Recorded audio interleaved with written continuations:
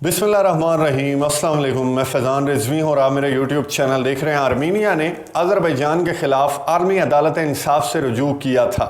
और उसके जवाब में अज़रबैजान ने भी आर्मीनिया के ख़िलाफ़ इंटरनेशनल कोर्ट ऑफ जस्टिस में एक दरख्वास्त दायर कर दी थी। अब इन दोनों दरख्वास्तों का फ़ैसला आलमी अदालत इंसाफ की जानिब से जारी कर दिया गया है। ये मेरे पास है। 30 सफ़ात पर मुश्तमिल इस फ़ैसले में क्या अहकामात जारी किए गए हैं इंटरनेशनल कोर्ट ऑफ जस्टिस की जानिब से दोनों ममालिक के लिए, जिन पर अमल दरामद का सिलसिला भी शुरू हो चुका है, और ओवरऑल कंक्लूड करेंगे कि इन दोनों ममालिक में से किस मुल्क की जीत हुई, किस मुल्क के हक़ में ये फ़ैसला आया। उससे पहले मैं आपको बता दूं कि आर्मीनिया और अज़रबैजान के दरमियान नागोर्नो कराबाख के इलाके को लेकर एक जंग हुई थी। दूसरी कराबाख जंग उसे कहा जाता है, जिसमें 44 रोज़ के अंदर अज़रबैजान ने आर्मीनिया को शिकस्त देकर नागोर्नो कराबाख और अपने 7 इलाके, जिन पर आर्मीनिया गुज़िश्ता 30 साल से काबिज़ था, वो वापस ले लिए। जिसके बाद आर्मीनिया, जिसे अपनी हार ज़ाहिर है हज़म नहीं हुई, तो उसने डिफरेंट किस्म के हीले बहाने शुरू कर दिए, इल्ज़ामात लगाना शुरू कर दिया अज़रबैजान पर,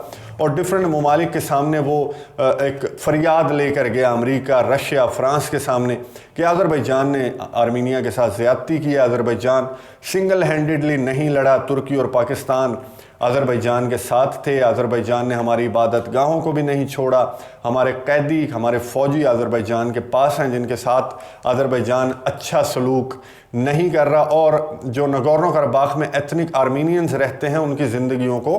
ख़तरा है, वगैरह वगैरह। ये जो बहाने हैं, ये जो इल्ज़ामात हैं, ये लेकर आर्मीनिया जब कहीं से उसकी फ़रियाद नहीं सुनी गई, ना अमेरिका ने सुनी, ना रशिया ने सुनी, ना फ़्रांस ने सुनी, तो आर्मीनिया चला गया आलमी अदालत इंसाफ, इंटरनेशनल कोर्ट ऑफ जस्टिस में। यही रामलीला उसने बयान की आर्मीनिया ने, और ये कहा कि इस तरह से अज़रबैजान हमारे से जंग जीता और हमारे कैदी अज़रबैजान के पास हैं। वॉर क्राइम्स में अज़रबैजान मुलव्विस रहा, और जो एथनिक आर्मीनियंस हैं जो नागोर्नो कराबाख में रहते हैं, उनकी ज़िंदगियों को जी बड़ा ख़तरा है, तो आप इंसाफ करें। असल मकसद आर्मीनिया का यही था कि जो काम मैदान जंग में नहीं कर सकता आर्मीनिया, वो आलमी अदालत इंसाफ के प्लेटफॉर्म से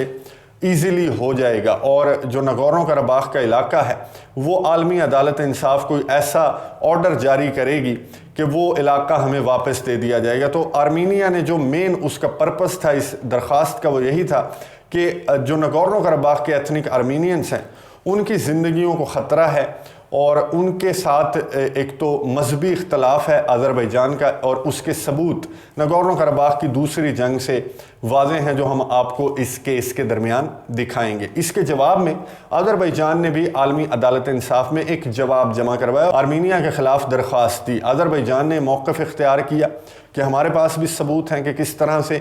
30 साल जो इंटरनेशनली अज़रबैजान के रिकॉग्नाइज्ड इलाके हैं उन पर आर्मीनिया काबिज़ रहा, किस तरह से उन इलाकों को नुकसान पहुंचाया गया, वहाँ पर जो इबादत गाहें थी, जो मसाजिद थी, उनको किस तरह से नुकसान पहुंचाया गया, और war crimes during that war किस तरह से आर्मीनिया वॉर क्राइम्स में मुलव्विस रहा, और अब भी जो लैंड माइन्स हैं, जो बारूदी सुरंगें हैं, उनके नक्शे भी आर्मीनिया की जानिब से अज़रबैजान को प्रोवाइड नहीं किए जा रहे, जिसकी वजह से अज़रबैजान के जो लोग हैं जो 30 साल से अपने इलाकों में शिफ्ट होने का इंतज़ार कर रहे थे, वो अभी तक उन इलाकों को वापस नहीं जा सके। अब ये 2 दरख्वास्तें तो मैंने आपको बता दी जो आलमी अदालत इंसाफ में दोनों ममालिक की जानिब से दायर की गई। अब इन पर फैसला आलमी अदालत इंसाफ की जानिब से जारी कर दिया गया है। आलमी अदालत इंसाफ में आपको स्किम स्कैन करके बताऊंगा, 30 सफ़ात पर मुश्तमिल ये डिटेल्ड फ़ैसला है, जिसमें आलमी अदालत इंसाफ ने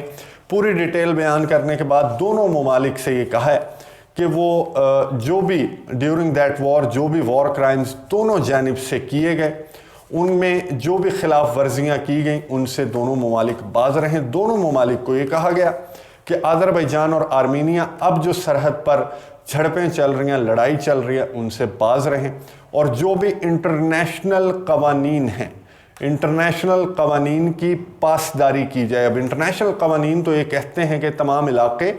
अज़रबैजान के हैं, नागोर्नो कराबाख भी और वो 7 इलाके भी। तो इंटरनेशनल कोर्ट ऑफ जस्टिस ने अज़रबैजान को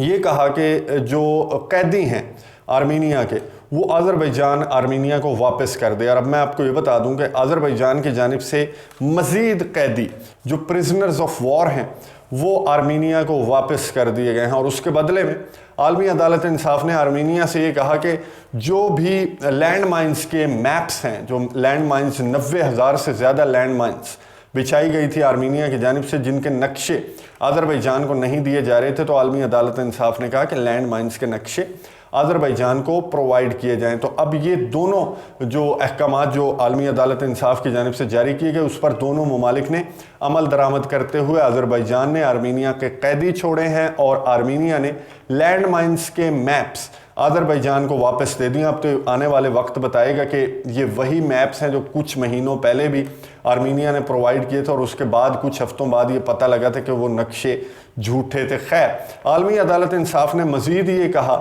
کہ جو عبادت گاہیں ہیں دونوں جانب، انہیں نقصان ہوا، چرچ ہوں یا پھر مساجد ہوں، انہیں نقصان ہوا تو ان وار کرائمز سے باز رہا جائے، اور جو انٹرنیشنل قوانین ہیں وار کرائمز سے متعلق ان پر عمل درآمد کیا جائے۔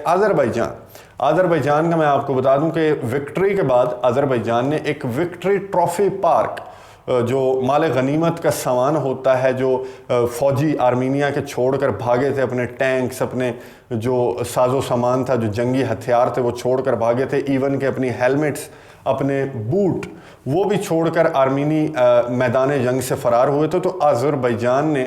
ایک ملٹری ٹرافی پارک بنایا تھا، اور سارا جو ساز و سامان ہے، جنگی ساز و سامان جو آرمینی فوجی چھوڑ کر بھاگے تھے، وہ آذربائیجان نے اس ملٹری ٹرافی پارک میں رکھا تھا۔ تو آذربائیجان کے خلاف آرمینیا کی درخواست میں یہ بھی کہا گیا کہ جی ہمارے فوجیوں کی توہین کی جا رہی ہے آذربائیجان کی جانب سے، کیونکہ ملٹری ٹرافی پارک میں آذربائیجان نے جو باکو میں بنایا ہے، اس میں جو آرمینی فوجی ہیں ان کے ہیلمٹس بھی لٹکائے گئے ہیں۔ اس کے ساتھ ساتھ آرمینی فوجیوں کے جو پتلے ہوتے ہیں وہ بھی رکھے گئے ہیں، اور انہیں باندھا بھی گیا ہے، انہیں اس طرح سے دکھایا گیا ہے جس طرح سے ایک ہاری ہوئی فوج ہوتی ہے۔ تو ہماری بڑی انسلٹ ہے، ہماری قوم کی بڑی انسلٹ ہے، تو آپ یہ ہیلمٹس جو ہیں اور یہ پتلے وغیرہ جو ہیں جس سے انسلٹ ہوتی ہے آرمینیا کی، یہ آذربائیجان کو کہہ کر یہ ہٹوائیں۔ تو عالمی عدالت انصاف نے آذربائیجان کو احکامات جاری کیے کہ یہ ہیلمٹس جو آرمینی فوجیوں کے ہیں وہ، اور جو بھی بوٹس اور ساز و سامان جو انسلٹ میں آتا ہے، جس سے جو آرمینیا کے جذبات ہیں، آرمینیا کے عوام کے جو جذبات ہیں وہ مجروح ہوتے ہیں،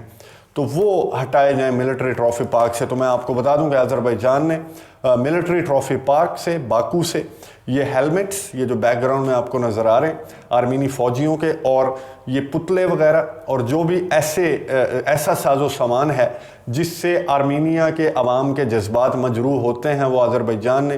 اس پارک سے ہٹا دیے ہیں۔ لیکن دیگر جو سامان ہے جس میں ٹینکس، گولہ بارود اور آرٹلری کا سامان، جو ان کی بندوقیں ہیں، وہ ابھی تک اس پارک میں موجود ہیں، اور یہ پارک جو ہے وہ باکو میں ہے، جس میں سے یہ سامان جو ہے وہ عالمی عدالت انصاف کے فیصلے کے بعد